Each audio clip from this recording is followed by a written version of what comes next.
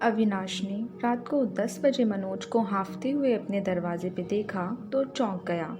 मनोज ने बिना समय बर्बाद किए अविनाश से कहा, अविनाश, मेरे पास अब केवल लास्ट अटेम्प्ट बचा है। मैं इस लास्ट अटेम्प्ट में कोई रिस्क नहीं लेना चाहता, तो तुम मुझे बताओ कैसे पढ़ाई करना है। अविनाश समझ गया कि उसके दिल पर गहरी चोट लगी है। फिर भी अविनाश ने उससे कहा, कल आ जाते, रात को क्यों परेशान हुए? मेरे पास बिल्कुल समय नहीं है, एक एक पल मेरे लिए कीमती है, मनोज ने तपाक से कहा। अविनाश ने अपने हाथ में बंधी डिजिटल वॉच उतारी और उसे देते हुए कहा, अब तुम पढ़ाई के सही ट्रैक पर आ गए हो, इसी खुशी में ये गिफ्ट मेरी तरफ से। मनोज ने चौंकते हुए कहा, थैंक यू अविनाश, लेकिन मुझे गिफ्ट की ज़रूरत नहीं है। तुम यदि पढ़ाई के कुछ टिप्स बताओगे तो मेरे लिए बहुत उपयोगी होंगे। अविनाश ने मुस्कुराते हुए कहा, घड़ी बांध लो पहले। उसने चुपचाप अविनाश द्वारा दी गई डिजिटल वॉच अपनी कलाई पर बांध ली। अविनाश ने मनोज की कलाई पकड़कर उसी घड़ी का एक बटन दबाया और उससे कहा, मनोज, यह एक स्टॉप वॉच है। अब मैं तुम्हें पढ़ाई के कुछ नियम बताऊंगा। स्टॉप वॉच मैंने शुरू कर दी है। जितनी देर मैं तुमसे बात करूंगा उतना समय ये वॉच दिखाएगी। तुम्हारा टाइम शुरू होता है अब। अविनाश ने आगे कहा, मनोज, 22 मई को आईएएस प्रीलिम्स है, यानी अब केवल 1 महीना बचा है। इस 1 महीने में तुम्हें केवल प्रीलिम्स की तैयारी करनी है। मुख्य परीक्षा को अभी भूल जाओ। कुछ देर रुककर अविनाश ने आगे कहना जारी रखा, मनोज, तुम पुराने साल के पेपर कई बार सॉल्व करो, क्योंकि प्रीलिम्स में पुराने सालों के पेपर में से ही कई प्रश्न सीधे सीधे आ जाते हैं और हम वही प्रश्न गलत कराते हैं। प्रीलिम्स में केवल ऑब्जेक्टिव प्रश्न आते हैं, तो तुम्हें इस पूरे महीने में प्रैक्टिस बुक से हजारों ऑब्जेक्टिव प्रश्न हल करना है। सिलेबस का कोई भी टॉपिक हल्के में नहीं लेना है। मनोज अविनाश की दी जा रही टिप्स को नोट भी करता जा रहा था। अविनाश ने जनरल स्टडी के बारे में बताया। जनरल स्टडी में भी यही ट्रेंड रहेगा। हाँ, आजकल परीक्षा में करंट अफेयर बहुत पूछा जाता है, इसलिए किसी भी मासिक पत्रिका से तुम हर महीने का करंट अफेयर तैयार करो। इतना कहकर उसने मनोज की कलाई पकड़ी और स्टॉप वॉच बंद कर दी। फिर उसने कहा, मनोज, मेरी पूरी बात होने में 12 मिनट 16 सेकंड लगे हैं। मनोज ने देखा कि घड़ी 12 मिनट 16 सेकंड पर रुक गई थी। अविनाश ने पूछा, तुम रोज कितने घंटे पढ़ते हो? 10 घंटे, मनोज ने सोचते हुए कहा। अविनाश ने हंसते हुए पूछा, कंफर्म? मनोज चुप हो गया। उसने कभी अपने घंटे गिने नहीं थे। अविनाश ने कहा, अब तुम्हें एक एक मिनट का ध्यान रखना पड़ेगा, इसलिए यह स्टॉप वॉच हमेशा अपनी कलाई पर बांधो। जब तुम पढ़ाई कर रहे हो तो स्टॉप वॉच चालू रखना। जब तुम खाना खा रहे हो, कोई तुमसे मिलने आ गया या किसी से बात कर रहे हो तो इसे रोक देना। एक डायरी में स्टॉप वॉच के हिसाब से पढ़े गए रोज के घंटे आपको रिकॉर्ड के लिए दर्ज करने हैं। 8 घंटे पर पुअर, 10 घंटे पर गुड और 12 घंटे पर वेरी गुड खुद को ही दो। अब तुम्हें सेल्फ मोटिवेट होकर पढ़ाई करना है। मनोज ने इस तरह की पढ़ाई पहले कभी नहीं की थी। इस तरह के घंटों का हिसाब तो कभी नहीं किया था। सामने किताब रहती थी और वह अपने रूम पार्टनर पांडे से बात करता था और सोचता था कि आज तो 10 घंटे पढ़ लिए। मनोज अविनाश के कमरे से उत्साहित होकर अपने कमरे पर चला गया। अगले दिन उसने श्रद्धा से अपनी पढ़ाई की नई प्लानिंग डिस्कस की। मनोज, अविनाश एकदम सही कह रहा है। मैं तो अब उत्तरांचल पीएससी पर फोकस करूंगी। इस साल का आईएएस एग्जाम मैं नहीं दे रही, लेकिन तुम्हें अपने चौथे और आखिरी अटेम्प्ट की तैयारी करना है। केवल उस पर फोकस करो। अब नहीं तो कभी नहीं। मैं अपने मनोज को आईपीएस बना हुआ देखना चाहती हूँ। एक दिन पहले ही मनोज के प्यार को स्वीकार करने वाली श्रद्धा ने मनोज से कहा। शुरू में मनोज की पढ़ाई स्टॉप वॉच के अनुसार 6 घंटे से ज़्यादा नहीं हो पाती थी। धीरे धीरे उसने 10 से 12 घंटे रोज स्टॉप वॉच के अनुसार पढ़ाई करना शुरू कर दिया। इस तरह महीने भर में मेहनत और रणनीति से उसने प्रीलिम्स की अच्छी तैयारी कर ली। श्रद्धा चाहती थी कि मनोज केवल अपनी पढ़ाई पर ध्यान दे, इसलिए उसने मनोज को शाम को कुत्ते घुमाने में समय बर्बाद करने से मना कर दिया। श्रद्धा ने तय किया कि वह अपने खर्चे कम कर देगी, जिससे मनोज को पैसों के लिए अधिक परेशान न होना पड़े। श्रद्धा ने एक लड़की को रूम पार्टनर रख लिया, जिससे 1,000 रुपये श्रद्धा के बचने लगे। यह पैसे मनोज के कमरे का किराया भरने के काम आने लगे। श्रद्धा के कहने पर मनोज ने शाम को कुत्ते घुमाने का काम बंद कर दिया। प्रीलिम्स परीक्षा हो गई। मनोज को प्रीलिम्स क्लियर करने में अब कोई संदेह नहीं था। श्रद्धा ने इस बार सिविल सर्विस के स्थान पर उत्तरांचल पीएससी का प्रीलिम्स दिया था। प्रीलिम्स परीक्षा के अगले दिन विकास सर की कोचिंग में पिछले साल आईएएस बन चुके हिंदी मीडियम के विद्यार्थी सौरभ राव तैयारी करने वाले स्टूडेंट को परीक्षा पास करने के टिप्स देने आए थे। मनोज मुख्य परीक्षा की तैयारी के लिए सटीक रणनीति तलाश रहा था।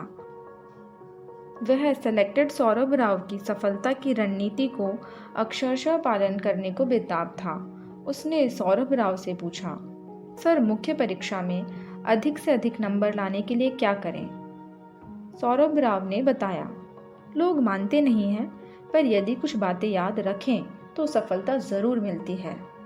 सौरभ राव ने आगे कहा, मुख्य परीक्षा में ऑब्जेक्टिव प्रश्न नहीं पूछे जाते, बल्कि निबंधात्मक उत्तर परीक्षा में लिखने होते हैं। इसलिए प्रीलिम्स की पढ़ाई की स्ट्रैटेजी मुख्य परीक्षा की किसी काम नहीं आती। मुख्य परीक्षा के लिए यही स्ट्रैटेजी है कि अधिक से अधिक याद करो, अधिक से अधिक लिख कर देखो, परीक्षा के पुराने पेपर सॉल्व करो, बहुत सारे मॉक टेस्ट दो। सौरभ राव की क्लास के बाद मनोज ने श्रद्धा से कहा, श्रद्धा, मुझे समझ आ गया है कि मैं तीसरे अटेम्प्ट में क्यों असफल रहा था। उस अटेम्प्ट में मैंने केवल नोट्स पढ़े थे, लेकिन उन्हें याद करके कई बार लिख कर नहीं देखा था। टेस्ट भी नहीं दिए थे। केवल पढ़ने से काम नहीं चलता, बल्कि याद कर करके कई बार लिख कर देखना चाहिए। इस बार मैं सौरभ राव सर के बताए गए टिप्स से ही पढ़ूंगा। दोनों मुखर्जी नगर के शक्ति पुस्तक भंडार पहुंच गए। मनोज ने 500 कागजों के 2 पैकेट खरीदे और श्रद्धा से कहा, 1 महीने में 500 पेज यानी रोज लगभग 20 पेज हमें लिखना है। श्रद्धा, तुम्हें भी उत्तरांचल मुख्य परीक्षा के लिए यही रणनीति अपनानी होगी।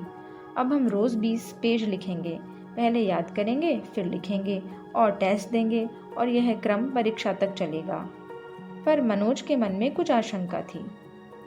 लेकिन एक समस्या है श्रद्धा, यदि मैं अच्छा ना लिख पाया तो गंदा लिखो, पर लिखो। अच्छा लिखने के इंतजार में ही लोग उत्तर नहीं लिखते हैं। अधिकांश विद्यार्थी तो सीधे परीक्षा हॉल में ही पहली बार लिखते हैं।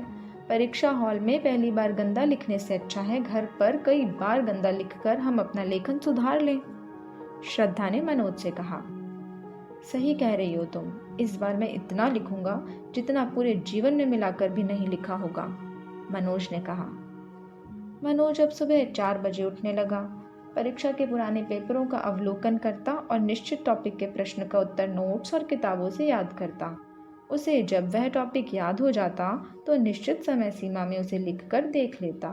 सुबह से लगातार 12 बजे तक, उसके बाद दोपहर में 2 घंटे के भोजन और विश्राम के बाद 2 बजे से 6 बजे तक दूसरे विषय में यही क्रम दोहराता। तीसरे अटेम्प्ट के विपरीत इस बार श्रद्धा सुबह से मनोज के कमरे पर नहीं आती थी, बल्कि दिन भर की पढ़ाई का लक्ष्य दे जाती।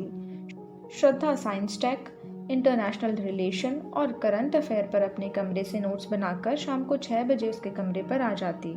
फिर दोनों सामान्य अध्ययन के टॉपिक रात को 10 बजे तक लिख कर याद करते।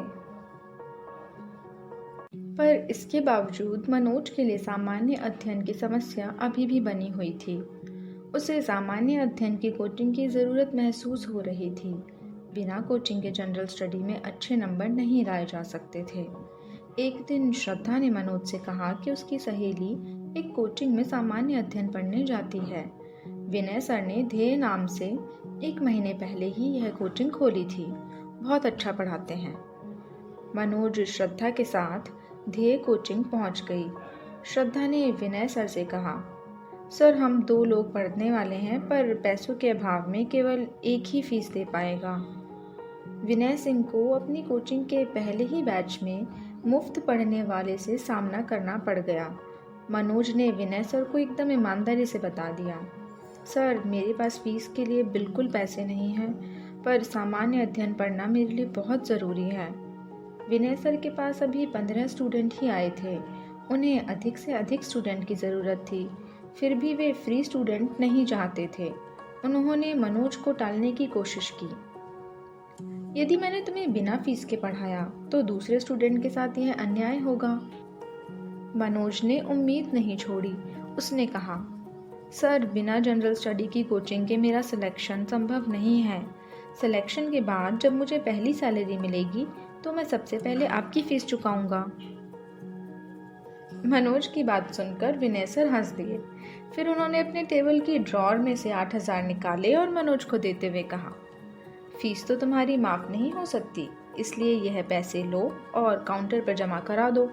जब तुम्हारे पास पैसे आ जाएं, तब वापस कर देना, पर अभी पैसे के अभाव में तुम पढ़ाई से वंचित नहीं हो सकते। पहली बार मिलने वाला कोई अनजान टीचर उसके लिए अपनी जेब से 8,000 रुपये दे रहा था। मनोज का मन विनय सर के प्रति सम्मान से भर गया। विनय सर के पढ़ाने का तरीका भी एग्जाम ओरिएंटेड था। वह पढ़ाने से ज़्यादा टेस्ट लेने में भरोसा रखते थे। उनकी कोचिंग में जो भी टॉपिक पढ़ाया जाता, अगले दिन पढ़ाने के पहले उसका टेस्ट ज़रूर लेते।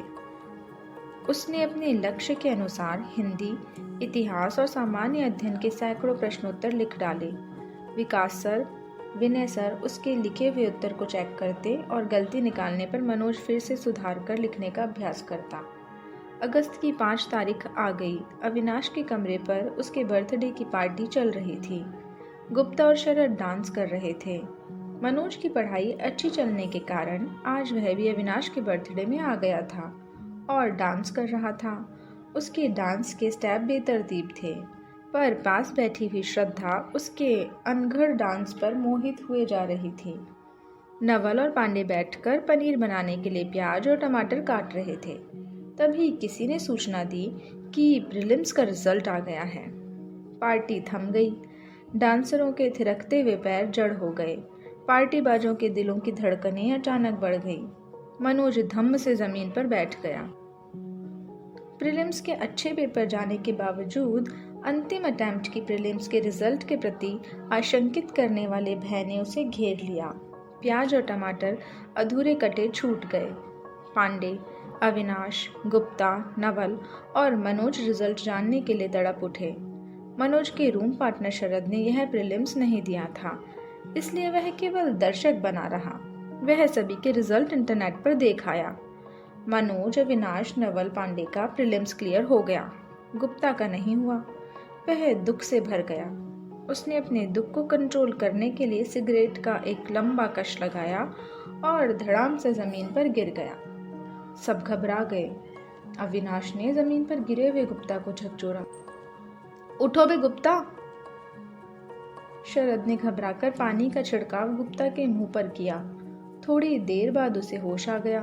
उसके चारों अटेम्प्ट खत्म हो गए थे। उसका एक बार भी प्रीलिम्स क्लियर नहीं हुआ था।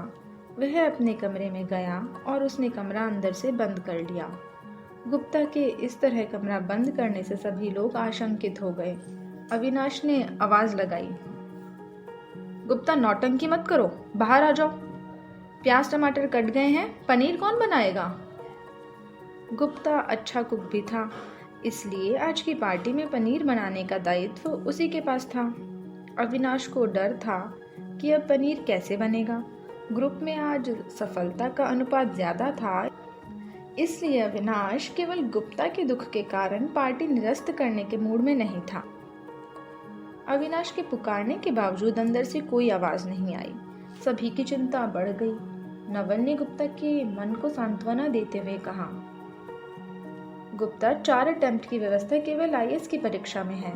स्टेट पीएससी की परीक्षा 40 साल तक दे सकते हैं।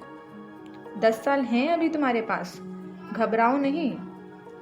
इतना कहकर नवल ने दरवाजे में लात मारकर गुप्ता को चेताया कि यदि वह जल्दी बाहर न आया तो दरवाजा तोड़ा भी जा सकता है। गुप्ता भी ग्रुप के धैर्य की परीक्षा ज्यादा देर तक नहीं ले पाया। वह जानता था कि ज्यादा देर कोप भवन में रहने के कारण ग्रुप के सदस्यों से अकेला दुखी छोड़कर अपनी रसोई रेस्टोरेंट में भी जा सकते हैं। फिर उसे मनाने वाला वहां कोई नहीं रहेगा, इसलिए वह मान गया। उसने दरवाजा खोल दिया। वापस आने पर उसके हाथ में 6 स्टील के स्टार और 2 आईपीएस के तमगे थे। वह अपनी पुलिस की वर्दी में से उन्हें निकाल कर लाया था। उसने वे तमगे और स्टार बाथरूम के बाहर रखे डस्टबिन में फेंक दिए और गाली देते हुए बोला, साला चलो टंटा खत्म हुआ। आईपीएस में वैसे भी अपने राज्य में पोस्टिंग नहीं मिलती। केरल या पश्चिम बंगाल में आईपीएस बनने से क्या लाभ? जंगल में मोर नाचा किसने देखा? मनोज ने गुप्ता द्वारा डस्टबिन में फेंके आईपीएस के स्टार और बिल्ले निकालकर अपनी जेब में रख लिए। श्रद्धा ने आईएएस का यह प्रीलिम्स नहीं दिया था, लेकिन कुछ दिन बाद आए रिजल्ट में उसकी उत्तरांचल पीएससी की प्रीलिम्स क्लियर हो गई। श्रद्धा हरिद्वार जाकर उत्तरांचल की मुख्य परीक्षा भी दे आई। प्रीलिम्स के रिजल्ट के बाद मनोज दुगने जोश के साथ मुख्य परीक्षा की तैयारी में जुट गया। उसे अब दिन रात का होश नहीं रहता था।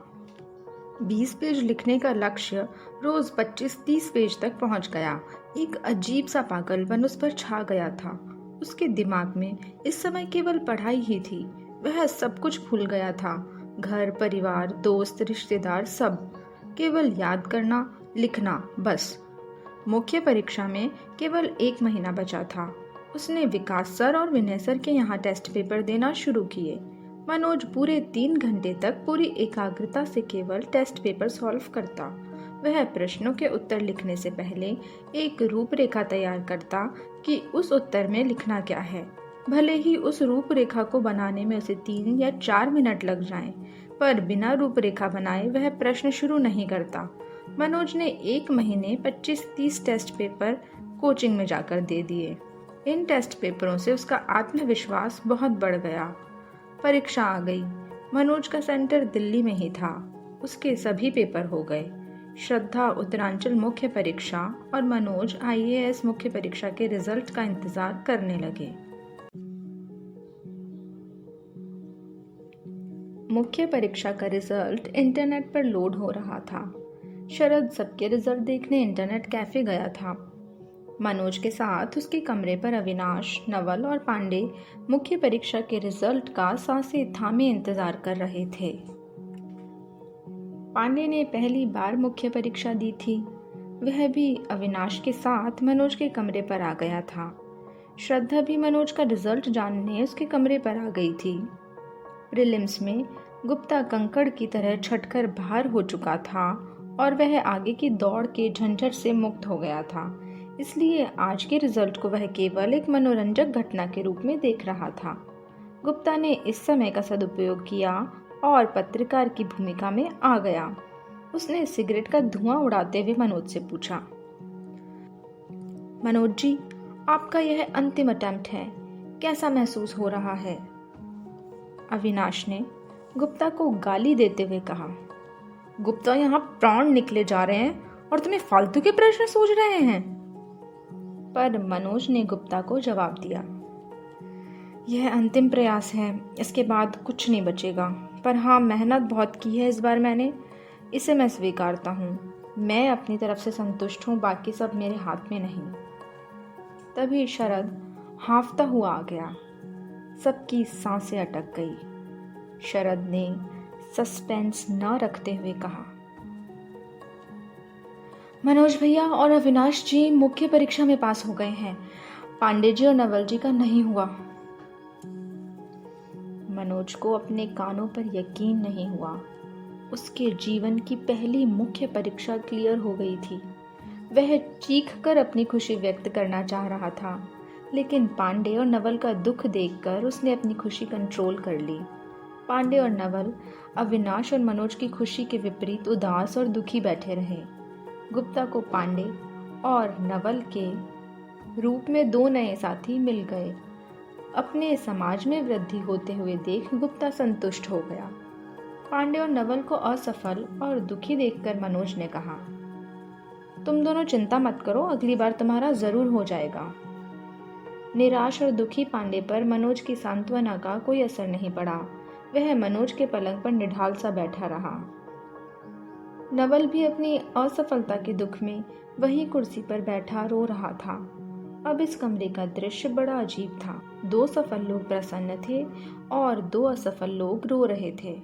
दो तटस्थ व्यक्ति दुखी लोगों को ढाढ़स बंधा रहे थे और सफल लोगों को बधाई भी दे रहे थे।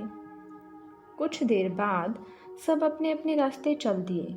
रास्ते में गुप्ता ने अविनाश से पूछा, अविनाश, तुम तो कहते थे कि सिविल सर्विस की तैयारी करने वाले को प्रेम में नहीं पड़ना चाहिए, पर आज तो प्रेमी मनोज सफल हो गया और प्यार न करने वाले पांडे जी असफल हो गए। अब क्या कहोगे? अविनाश ने भड़क कर कहा, कुछ नहीं कहूंगा, चलो चुपचाप। अविनाश इस नाजुक मौके पर पांडे का दिल नहीं दुखाना चाहता था। पांडे आज अपनी असफलता से बहुत दुखी था। उसे यह भी नहीं समझ आ रहा था कि मनोज का मेंस कैसे निकल गया। मनोज तो दिन भर श्रद्धा के प्यार में डूबा रहता था, फिर मनोज मुख्य परीक्षा में कैसे पास हो गया? पांडे को नहीं पता था कि 5 महीनों में मनोज ने किस तरह और कैसे पढ़ाई की थी। गुप्ता की सेहत पर इस रिजल्ट का कोई असर नहीं हुआ था, इसलिए वह मुक्त भाव से कमेंट कर रहा था। आज तो मनोज बहुत खुश होगा, उसे प्यार के साथ साथ सफलता भी मिल गई। मनोज के जीवन का सबसे अच्छा निर्णय क्या रहा पता है अविनाश? गुप्ता मनोज के रिजल्ट की व्याख्या कर रहा था और सफल अविनाश से उसकी पुष्टि भी चाहता था। अविनाश ने बात टालने के उद्देश्य से कहा, बता दो, बिना बताए तुम मानोगे भी नहीं। गुप्ता ने अपनी आवाज को रहस्यमयी ढंग से धीमी करते हुए कहा, पांडे को कमरे से निकालना और श्रद्धा से प्यार करना। पांडे ने जब गुप्ता की बात सुनी तो जैसे आग लग गई। क्रोध से भरे पांडे ने कहना शुरू किया, गुप्ता, मुझे मनोज ने नहीं निकाला, बल्कि मैं उसे छोड़कर गांधी विहार आ गया था। और दूसरी बात, मनोज की सफलता अभी दूर है, फाइनल रिजल्ट नहीं है ये, इंटरव्यू अभी बाकी है। तीसरी बात, ऐसे प्यार बहुत देखे हैं। श्रद्धा के घर वालों को जिस दिन पता चलेगा कि वह दिल्ली में प्यार कर रही है, उसे दिल्ली से खींच कर ले जाएंगे और मनोज का प्यार धरा रह जाएगा। गुप्ता, कौन बताएगा श्रद्धा के घर वालों को? पांडे के मन में अब क्रोध, दुख, ईर्ष्या, निराशा, पराजय के भाव घुल मिलकर गड्ढमड्ढ हो रहे थे। अशांत और व्यथित मन पांडे के कंट्रोल से बाहर हो रहा था। उसने कांपती और तेज आवाज में कहा, कोई तो बताएगा ही, कब तक छुपी रहती हैं ये बातें? बहुत प्यार कर लिया मनोज ने। पांडे आज प्यार के साथ मनोज की सफलता को पचा नहीं पा रहा था। गुस्से में उसकी चाल तेज हो गई थी।